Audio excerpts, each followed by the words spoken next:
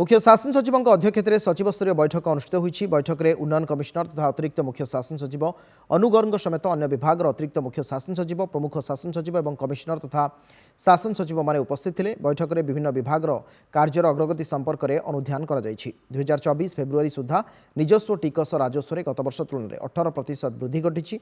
अणटिकस राजस्व पूर्व वर्षर समान अवधि तुलन में 20% वृद्धि होती।